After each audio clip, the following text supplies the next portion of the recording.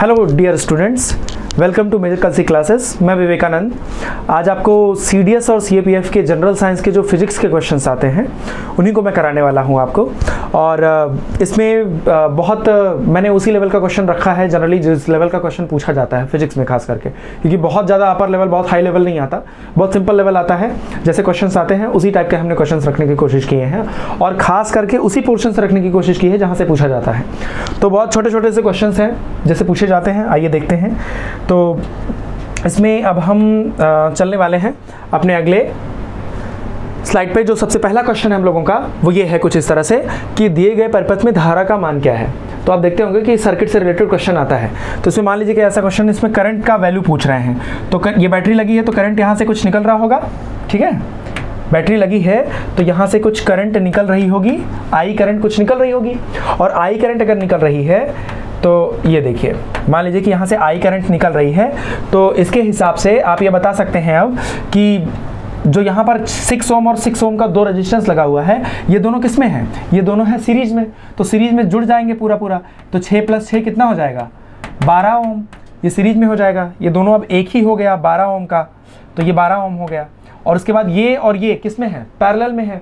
जब ये दोनों पैरेलल में होंगे तो कितना हो जाएगा? 1/r बराबर, देखो 1/12 + 1/3, यानी कि आ जाएगा ये 5/12। क्योंकि यहाँ पर अगर आप करोगे तो यहाँ पर आ जाएगा कि 3 और यहाँ पर जैसे मान लो कि आपने 4 से मल्टीप्लाई कर दिया 4, और यहाँ पर आप 4 से नीचे भी करोगे तो यहाँ पर 4/12 हो जाएगा, तो यानी कि 5/12 हो जाएगा। यानी कि अगर आप r निकालना चाहें तो 12/5 आ जाएगा, ठीक, 12/5 आ जाएगा। जब r 12/5 आ जाएगा तो अब आपको बताना है करंट। करंट के लिए आप जानते हैं क्या होता है? Voltage upon resistance. वोल्टेज कितना है? वोल्टेज है 4.8। तो यहाँ पर 4.8 वोल्टेज को डिवाइड कर देंगे आप किससे? 12/5 से। तो आप जानते हैं 12 चौक 48 होता है, तो 0.4 आ जाएगा और 5 से 0.4 में गुणा करेंगे तो 2.0 आ जाएगा। इतना एम्पियर की करंट आ जाएगी। तो ऑप्शन आपका इसमें हो जाएगा 2 एम्पियर, ठीक है। 2 एम्पियर करंट सही। देखो बस बेसिकली इसमें क्या लग रहा है, ये दोनों जो हैं वो सीरीज में है, और जब ये आ जाएगा दोनों का 6 6 12, तो ये और ये दोनों किस में हो जाएंगे? पैरेलल में हो जाएंगे। बस सिंपल सी बात है और कुछ नहीं है इसमें, ठीक है। अब आगे बढ़ते हैं, चलिए। अब इसके बाद हम लोग आ जाते हैं अपने दूसरे सवाल पे। दूसरा क्वेश्चन क्या है कि ट्रांसफार्मर में किस प्रकार की हानि नहीं होती है? पूछ रहे नहीं होती है। तो वो which type of losses does not occur in transformer. ध्यान रखना, ट्रांसफार्मर में कॉपर लॉस भी होता है, हिस्टैरिसीस लॉस भी होता है, एडी करंट लॉस भी होता है। कॉपर लॉस होता है कि प्राइमरी कॉइल से सेकेंडरी कॉइल में जो करंट्स जाती हैं, वो क्षेत्र रेखाएं जाती हैं, चुंबकीय क्षेत्र रेखाएं, मैग्नेटिक फील्ड लाइंस, वो पूरी तरीके से एफिलिएट होती नहीं है, तो कॉपर लॉस होता है। हिस्टैरिसीस लॉस इसी तरह से होता है, और हिस्टैरिसीस लॉस भी होता है और एडी करंट लॉस भी होता है। तो यहाँ पर सिंपली ये सब आयरन लॉसेज हैं एक तरीके से। और मैकेनिकल लॉस जैसा कोई भी कॉन्सेप्ट नहीं होता है ट्रांसफार्मर में। कुछ ऐसा नहीं होता कि मैकेनिकल लॉस हो रहा है, तो यहाँ पर ये मैकेनिकल लॉस नहीं होगा, तो ये वाला ऑप्शन करेक्ट हो जाता है। ये ट्रांसफार्मर में नहीं होता, बाकी के तीनों होते हैं, ठीक। तो नाम याद रखिए अब उससे। अब अगला सवाल है कि धारा के तापीय प्रभाव। आपको याद होगा कि पिछले एग्जाम्स में ऐसे क्वेश्चन आते थे कि जो फ्यूज तार होता है उसकी क्या प्रॉपर्टी होती है, इस तरह का क्वेश्चन। तो उस हिसाब का मैंने क्वेश्चन लेने की कोशिश की है कि धारा के तापीय प्रभाव पर आधारित एमीटर मापता है। The hot wire ammeter measures. अगर हॉट वायर एमीटर मेजर्स पूछते हैं कि हॉट वायर एमीटर क्या मेजर करता है, तो बेसिकली आप इस पे क्या बता सकते हैं? देखो, DC current, AC current, none of these, both A and B. देखो पॉइंट ये है कि अगर सिर्फ और सिर्फ डीसी करंट की बात हो रही है, अगर यहाँ पर हॉट वायर नहीं लिखा होता, सिर्फ एमीटर लिखा होता, तो एमीटर मेजर करता है डीसी। लेकिन अगर वो हॉट वायर कर दिए तो हॉट वायर का मतलब वो क्या हो गया? वो एक तरीके से वो दोनों एसी और डीसी दोनों मेजर कर सकता है। ये बहुत अलग बात होती है, ध्यान रखना। अगर हॉट वायर एमीटर लिखा हुआ है तो इसका मतलब वो एसी और डीसी दोनों मेजर करेगा, यानी कि एसी को भी मेजर करेगा, एसी धारा को भी और डीसी धारा को भी। आगे बढ़ते हैं। अगला सवाल है P type of semiconductor the current mainly flows due to. P प्रकार के अर्धचालक में धारा मुख्यतः किसके कारण बहती है? देखिए, दो टाइप के अर्धचालक होते हैं, एक पी टाइप होता है और एक एन टाइप होता है। तो जो पी टाइप होता है, पी टाइप में जो होल्स होते हैं, कोटर जो है तो बहुत ज़्यादा होते हैं, तभी इनको पॉजिटिवली चार्ज ज़्यादा होने की वजह से इनको पी टाइप बोलते हैं, पॉजिटिवली चार्ज ज़्यादा होने की वजह से इनको पी टाइप बोलते हैं। और जो एन टाइप होता है उसमें इलेक्ट्रॉन ज़्यादा होता है, तो यानी कि उसमें नेगेटिव चार्जेस ज़्यादा होते हैं, तो इसको बोलते हैं एन टाइप, निगेटिव टाइप हो गया ये एक तरीके से। तो पी टाइप में क्या ज़्यादा होगा, जो करंट फ्लो होगा या जो भी जिस तरह से भी आपको धारा मिलेगी वो किसके वजह से मिलती है, कोटर की वजह से, पॉजिटिव चार्ज होल के वजह से, ठीक है, सिंपल सा है। और अगर एन टाइप आता है तो इलेक्ट्रॉन की वजह से। ठीक, आगे बढ़ते हैं। सोनार इज डिवाइस टू मेजर, एकदम वही पैटर्न रखने की कोशिश किए हैं। सोनार इज डिवाइस टू मेजर, सोनार मापने का यंत्र है। तो सोनार, यहाँ पर सोनार का मतलब है sound oscilloscope navigation and ranking.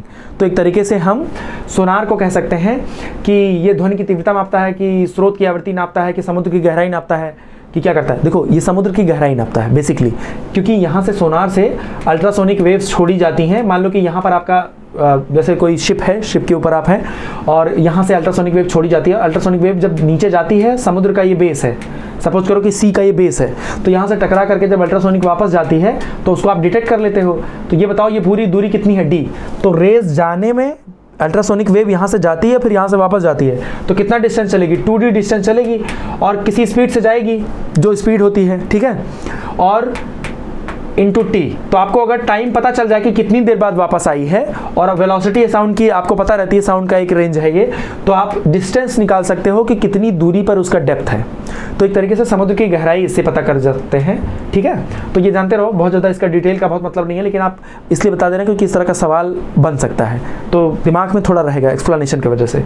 उसके बाद आगे आते हैं।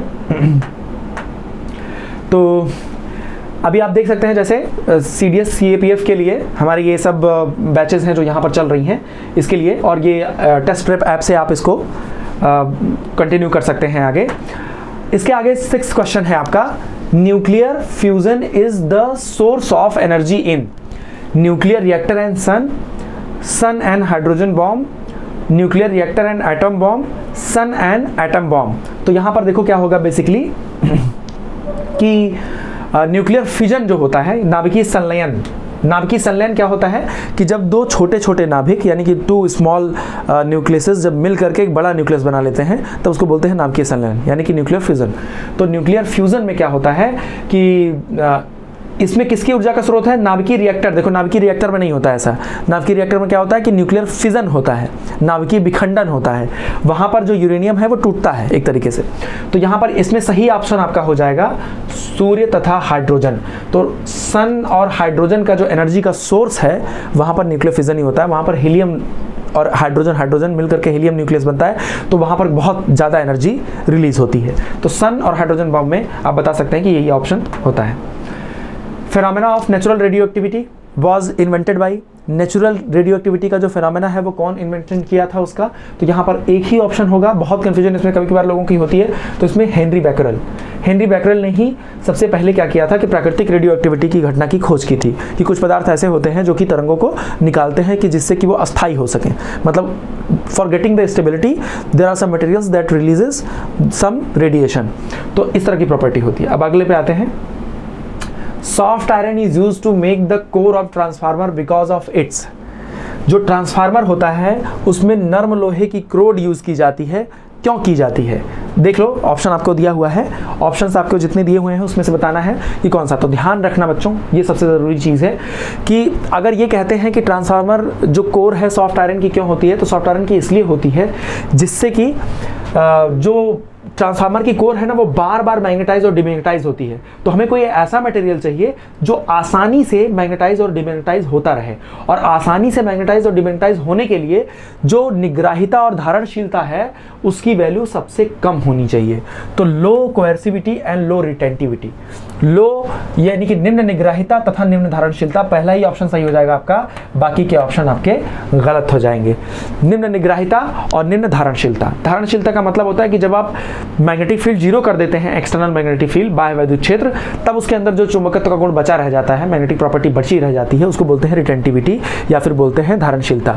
और जितना आपको निगेटिव फील्ड अपोजिट डायरेक्शन में लगा करके फिर उसके फील्ड को जीरो करना पड़ता है, उसके लिए जो रिक्वायर्ड होता है वो होता है कोएर्सिविटी, उसको कहते हैं। तो बस इतना जानते रहो, नर्म लोहे का क्रोड इसीलिए यूज होता है क्योंकि इसमें हमें जरूरत होती है किसकी, आपके इसको बार बार मैग्नेटाइज और डिमैग्नेटाइज होना होता है, तो इसके लिए आपको करना पड़ता है ऐसा। आगे आते हैं, अगला सवाल है frequency of a sound source is doubled speed. देखो साउंड सोर्स की फ्रीक्वेंसी अगर डबल कर दी जाए तो स्पीड पर कोई फर्क नहीं पड़ता है, कोई भी फर्क नहीं पड़ता है। क्यों? सपोज करो कि सामने आप एक तबला वाला बैठा है और बगल में कोई हारमोनियम बजा रहा है और आप यहाँ पर खड़े होकर के सुन रहे हैं, तो तबला वाला और हारमोनियम वाला दोनों बजा रहे हैं, दोनों की फ्रीक्वेंसी अलग है। तो ऐसा तो है नहीं कि आप तबले वाले को पहले सुन ले रहे हैं, उसको बाद में सुन रहे हैं, है ना। म्यूजिक इवेंट खत्म हो गया और आप बाद में निकलते हुए जा रहे हैं और आपको सुनाई दे रहा है कि अच्छा तबला वाला आ रहा है। ऐसा नहीं है, सब एक साथ ही आता है ना, तबला बज रहा है, हारमोनियम बज रहा है। क्यों? अलग अलग फ्रीक्वेंसी है लेकिन सब सेम स्पीड से चल रहा है, तभी तो आपके पास साथ में पहुंच रहा है, एक ही बार में पहुंच जा रहा है। तो यही होता है, तो यहां पर वही रहेगी। आगे बढ़ते हैं, electrolyte in a car battery is. किसी कार बैटरी में जो इलेक्ट्रोलाइट होता है वो किसके लिए होता है, मतलब कौन सा होता है एसिड उसमें? Hydrochloric acid, sulphuric acid, nitric acid, distilled water, कौन सा अम्ल होता है? तो एक्चुअली में सल्फ्यूरिक अम्ल होता है बैटरी में। कार की बैटरी जो होती है उसमें सल्फ्यूरिक एसिड होता है। नॉलेज बेस्ड क्वेश्चन है, जानते रहिए। इस टाइप का क्वेश्चन आपके एग्जाम में बनता है, इसलिए मैंने ये क्वेश्चन लिया है, ठीक है।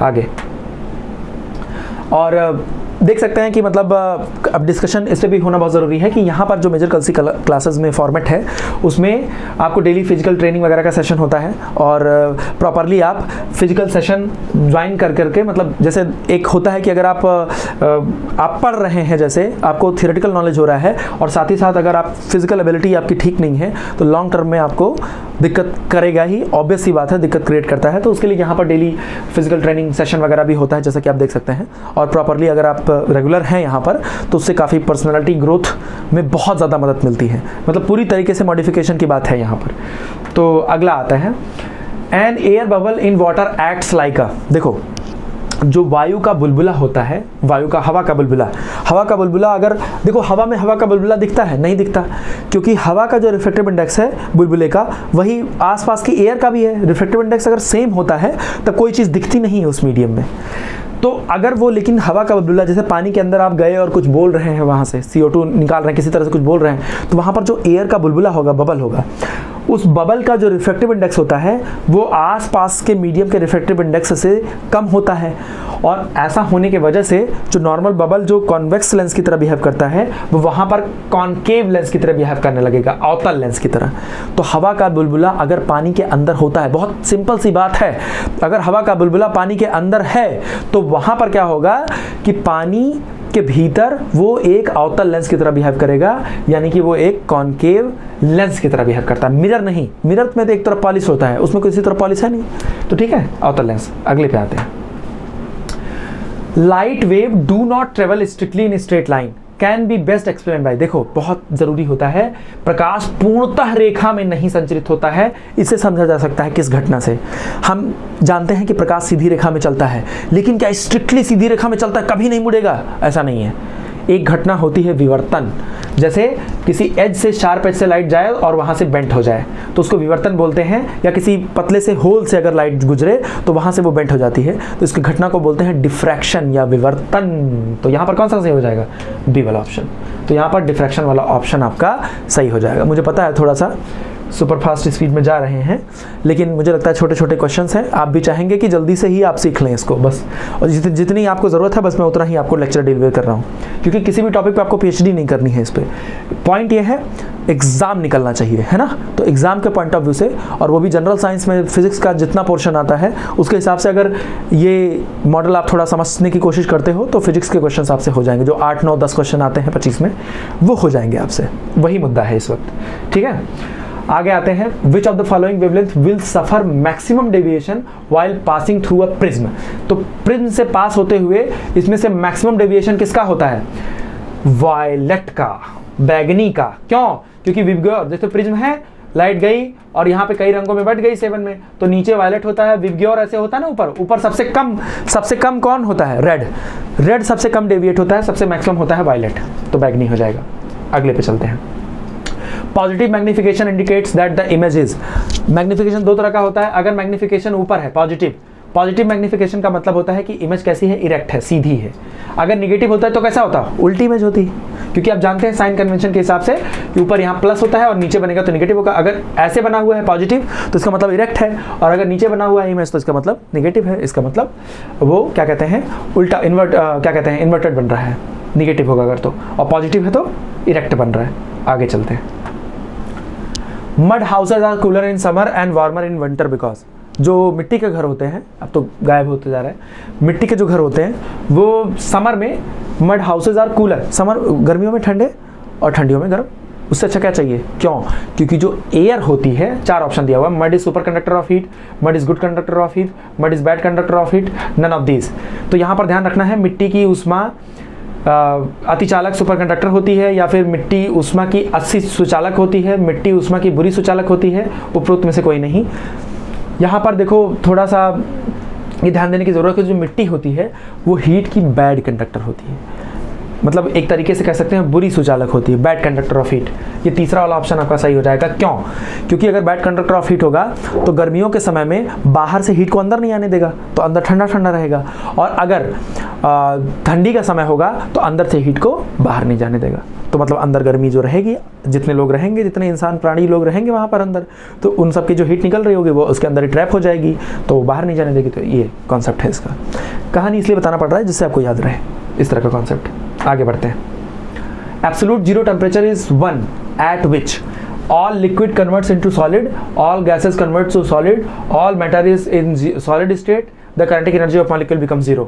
परम शून्य ताप वह होता है जिस पर सभी द्रव्य ठोस में बदल जाएं, सभी गैस ठोस में बदल जाएं, सभी पदार्थ ठोस अवस्था में हो, जिस पर गैस के अणुओं की गतिज ऊर्जा शून्य हो जाती है। ध्यान रखना, कभी ऐसा क्वेश्चन टकरा गया तो जब परम शून्य ताप होता है एब्सोल्यूट जीरो टेम्परेचर, तो उस पर जो गैस की ऊर्जा होती है इस तरह से वो जीरो हो जाती है, शून्य हो जाती है। ठीक है, सिंपल सी बात है। आगे बढ़ते हैं। An ice cube is floating in water contain in a beaker, when the ice melts what will happen to the level of the water in the beaker. अगर किसी पानी से भरे हुए बीकर में एक बर्फ का घन तैर रहा है, तो जब बर्फ पिघल जाती है तो बीकर में पानी की सतह पर क्या प्रभाव पड़ेगा? बहुत ही अच्छा क्वेश्चन है, बस ज़्यादा इस पे नहीं, बस इतना ध्यान दो। अगर बर्फ ऐसे तैर रही है, अंदर पानी है और ये पूरी बर्फ पिघलती है, तो वाटर लेवल पर कोई असर नहीं पड़ेगा। क्यों? क्योंकि जो वाटर की डेंसिटी होती है वाटर की, वो आइस की डेंसिटी से ज़्यादा होती है। अगर वाटर की डेंसिटी आइस की डेंसिटी से ज़्यादा है तो यानी कि वाटर जितना वॉल्यूम लिया है वो कम है, वाटर जो वॉल्यूम घेरेगा वो आइस से कम है। मतलब जो आइस है वो ज़्यादा वॉल्यूम लेकर के बैठा है, तो आइस ज़्यादा वॉल्यूम लेकर के बैठा है, तो जब पूरी आइस पिघलेगी तो ये अगर ये सिर्फ नीचे वाली पिघली होती तो इसका वॉल्यूम पहले से ज़्यादा था इसका, तो मतलब पानी का लेवल थोड़ा गिरता, लेकिन ऊपर वाला भी पिघलेगा तो वही वाला पिघल के बराबर हो जाएगा पूरा लेवल। तो ध्यान रखना, कभी ऐसा क्वेश्चन आ जाए तो इट विल रिमेन अनचेंज्ड, अपरिवर्तित ही रहेगा और कुछ नहीं होगा। ठीक है, बहुत कन्फ्यूजन होती है, लोगों को लगता है कि पानी ये पिघलेगा तो राइज कर जाएगा, नहीं, राइज वाइज नहीं करेगा। अगले पे आते हैं। In a gravity free space the liquid in a capillary tube will rise to, मतलब अगर कहीं पर ग्रेविटी, देखो एक सूत्र फॉर्मूला होता है 2t cos theta upon rho R G, अगर नहीं भी याद है तो इतना घबराइए मत। यहाँ पर ये कोई मान लो कि जैसे एक केशिका नली, तो उस पर कितना पानी ऊपर चढ़ता है उसकी ऊंचाई का फार्मूला होता है। तो बस इतना समझ लो कि ये ग्रेविटी के इन्वर्सली प्रोपोर्शनल होता है, ग्रेविटी के इन्वर्सली प्रोपोर्शनल। ग्रेविटी जितनी ज़्यादा होगी उतना ही कम हाइट पर जाएगा, ऑब्वियस सी बात है। अगर ग्रेविटी नीचे की ओर बहुत ज़्यादा है तो पानी ग्रेविटी के अगेंस्ट ऊपर बहुत मुश्किल से चढ़ेगा, ऑब्वियस सी बात है। तो अगर ग्रेविटी जीरो ही कर दो कम करते करते तो एच तो इनफाइनाइट हो जाएगा, अनंत ऊंचाई तक चला जाएगा। तो अगर सवाल आता है कि गुरुत्व विहीन क्षेत्र में केशिका नली में कितना द्रव चढ़ेगा, तो अगर जी को आप जीरो कर देते हो तो एच बराबर समथिंग अपॉन जीरो, अनंत। और वैसे भी समझ लो, फार्मूला नहीं याद है, चलो मान लो नहीं याद है, तो केश नली में यानी कि कैपिलरी ट्यूब में पानी नीचे से ऊपर जाता है तो ग्रेविटी के अगेंस्ट जा रहा है। अगर ग्रेविटी बहुत ज़्यादा हो तो थोड़ा ऊपर कम जाएगा, लेकिन ग्रेविटी खत्म ही हो जाए तो ऊपर बहुत ज़्यादा चला जाएगा, तो ऑब्वियस सी बात है, अनंत ऊंचाई तक। ठीक है, आगे बढ़ते हैं। Rockets are launched in eastward direction to take the advantage of, जब रॉकेट को पूर्व दिशा की ओर ही प्रक्षेपित किया जाता है, इसका कारण क्या है? रॉकेट जो हमेशा लॉन्च होता है, जैसे इसरो कर रहा है, मान लो कि रॉकेट लॉन्च कर रहा है इसरो किसी श्रीहरिकोटा के किसी पोर्ट से सपोज करो कर रहा है, तो यहाँ मान लो रॉकेट लॉन्च हो रहा है तो अर्थ का रोटेशन वेस्ट टू ईस्ट होता है, तो अर्थ जो है वेस्ट से ईस्ट ऐसे घूम रही होती है। अगर इसी डायरेक्शन में आप रॉकेट लॉन्च भी कर देंगे तो अर्थ के रोटेशन का मदद मिल जाएगा, उसकी हेल्प मिल जाएगी। तो यहाँ पर अर्थ के रोटेशन की मदद लेने के लिए पृथ्वी के घूर्णन की मदद के लेने के लिए। अगर पृथ्वी का घूर्णन ईस्ट टू वेस्ट होता तब आपको इसी तरफ वेस्ट की ओर लॉन्च करना होता मिसाइल को, तो हमेशा इसका डायरेक्शन रखते हैं ईस्ट की ओर। आगे बहुत कुछ गिने चुने सवाल बचे हैं हमारे पास। अब देखिए, amplitude of a body doing simple harmonic motion is doubled, it's time period will be. अरे एम्पलीट्यूड किसी बॉडी का जो होता है, मान लो सिंपल हार्मोनिक मोशन कोई बॉडी कर रही है, तो अगर मान लो कि कोई पेंडुलम होता है तो इस तरह होता है वर्टिकल वाला केस। अगर मान लो कि कोई क्या कहते हैं स्प्रिंग होती है तो m/k होता है। इन सब में कहीं भी एम्पलीट्यूड आता है? नहीं आता। किसी भी तरह से एम्पलीट्यूड पे डिपेंड ही नहीं करता। ठीक है, कह रहे हैं amplitude of a body doing simple harmonic motion is doubled, तो टाइम पीरियड पर क्या असर पड़ेगा। अब देखो एम्पलीट्यूड डबल कर गया है। अब एम्पलीट्यूड डबल कर गया तो जितना, जैसे मान लो कि ये है ऐसे ऐसे घूम रहा है, तो एम्पलीट्यूड पहले इतना इतना था तो टाइम पीरियड तुम लोग को लग रहा होगा इतना है, तो टाइम पीरियड उसी हिसाब से फोर्स भी तो लग रहा होगा। अगर एम्पलीट्यूड बढ़ गया है, आयाम बढ़ गया है, तब वो उसी हिसाब से जल्दी जल्दी जाएगा। टाइम पीरियड पे कोई असर नहीं पड़ने वाला है, टाइम पीरियड उतना ही रहेगा। 1 सेकंड में 1 चक्कर लगा रहा था, अभी भी लगाएगा, क्योंकि जितना कोई चीज़ ऊपर जाती है उतनी तेजी से नीचे आती है। तो जितना ज़्यादा एम्पलीट्यूड होगा उतनी जल्दी आएगा भी। तो ये मत सोचो कि ज़्यादा होगा तो देर में आएगा, तो क्या कहते हैं जो ये टाइम पीरियड है वो घट जाएगा बढ़ जाएगा, ऐसा कुछ नहीं है, सेम रहेगा। आगे हाउ डज, देखो उसी से रिलेटेड सवाल है जो मैंने थोड़ी देर पहले किया था। T बराबर 2π√L/g होता है, तो कोई अगर सिंपल पेंडुलम है, सरल लोलक है, तो उसका जो टाइम पीरियड होता है वो लेंथ पर कैसे डिपेंड करता है। सिंपल पेंडुलम का, जैसे सिंपल पेंडुलम मतलब एक ऐसे है और इधर ऐसे ऐसे घूम रहा है, ऐसे ऐसे घूम रहा है सिंपल पेंडुलम। ठीक है, जैसे जो आर हैंड होती है वॉच की, वॉचेस जो दीवार पे लगती हैं घड़ियाँ, तो उसमें T बराबर होता है 2π√L/g। तो T बराबर 2π√L/g में क्या होगा, T देख लो सीधे सीधे √L के प्रोपोर्शनल है, तो और कहीं कंफ्यूज नहीं होना है आपको। L² दिया हुआ है, does not depend upon L ही कह दिया है, तो ऐसा नहीं होगा। ठीक है, आगे बढ़ते हैं। तो इसमें अगला सवाल है कि कक्षीय गति में कोणीय संवेग सदिश होगा। कक्षीय गति में कोणीय संवेग सदिश होगा त्रिज्यीय सदिश के अनुदिश, रेखीय संवेग के समांतर, कक्षीय तल में कक्षीय तल के लंबवत। In orbital motion the angular momentum vector is along the radius vector parallel to the linear momentum in the orbital plane और perpendicular to the orbital plane। देखो अगर कोई बॉडी ऐसे घूम रही है, उसका मोमेंटम लीनियर ये होता है और उसका जो रेडियस वेक्टर होता है वो ये होता है, और जो एंगुलर मोमेंटम होता है ना, ये होता है L बराबर R क्रॉस P, मतलब इन दोनों का क्रॉस प्रोडक्ट होता है। क्रॉस प्रोडक्ट ऐसे निकालते हैं R क्रॉस P। अब जो अंगूठे का डायरेक्शन है वही आपको बताएगा एंगुलर मोमेंटम का डायरेक्शन। तो एंगुलर मोमेंटम ऐसे होगा, यानी कि perpendicular to the orbital plane, तो कक्षीय तल के लंबवत। कभी भी अगर कोई बॉडी घूम रही है, जैसे अर्थ ही है, सन के चारों ओर घूम रही है, तो उसको जो ऑर्बिटल प्लेन है इसका, जिस प्लेन में ये घूम रही है, उस ऑर्बिटल प्लेन के परपेंडिकुलर होगा हमेशा कौन, एंगुलर मोमेंटम, कोणीय संवेग। इससे याद रख सकते हो। ठीक है, आगे the centre of mass of a body lies always outside the body. देखो इस तरह के क्वेश्चन बन सकते हैं, आपके CDS की बात कर रहा हूँ। May lie within, outside, on the surface of the body, lies always inside the body, lies always on the surface of the body. जो सेंटर ऑफ मास होता है, अगर मान लो कि बॉडी ऐसे है तो एकदम सेंटर पे होगा, बॉडी ऐसे है तो एकदम यहाँ पे आ जाएगा, सरफेस पर आ सकता है। बॉडी एकदम ऐसे है, ऐसे, तो हो सकता है सेंटर ऑफ मास यहाँ आ जाए। तो हमेशा ध्यान रखना, सेंटर ऑफ मास वो पॉइंट होता है, द्रव्यमान केंद्र वो बिंदु होता है जो सदैव पिंड के बाहर ही हो सकता है, पिंड के सतह पर भी हो सकता है। देखो पिंड के सतह पर भी हो सकता है, पिंड के भीतर भी हो सकता है, पिंड के बाहर भी हो सकता है, तीनों चीजें हो सकती हैं। बी वाला ऑप्शन सही हो जाएगा, क्योंकि द्रव्यमान केंद्र वह बिंदु होता है जिस पर हम पूरे पिंड के द्रव्यमान को रखा हुआ मान सकते हैं। जस्ट मान लेते हैं कि पूरे पिंड का द्रव्यमान इसी बिंदु पर रखा हुआ है। ठीक है, तो उसके हिसाब से हो जाता है। अब उसके बाद lies always inside the body, ये तो नहीं है, मतलब बी वाला ऑप्शन ही करेक्ट हो जाएगा, मैंने आपको बता दिया। अब इसके बाद दो पार्टिकल हैं। हाँ, एक दो क्वेश्चन मैंने ऐसा रखा हुआ है, आई विल नॉट लाइक कि थोड़ा दिमाग लगाएं, आप थोड़ा देखें। 2 पार्टिकल्स ऑफ इक्वल मासेस, जबकि ये भी बहुत बड़ी बात है नहीं, ठीक है, और वो ऐसा नहीं कि CDS के लेवल को क्रॉस कर रहा है, बहुत सिंपल सा, अभी मैं लिखूंगा एक लाइन में सॉल्व हो जाएगा। तो 2 particle of equal masses are revolving in circular path of radii r1 and r2 respectively with the same speed, the ratio if their centripetal forces is, मतलब समान द्रव्यमान के दो कण हैं r1 और r2 त्रिज्या के पथ पर घूम रहे हैं। मान लो कि ये एक है r1 रेडियस पर घूम रहा है और एक दूसरा है किस पर हुआ है, r2 पर घूम रहा है।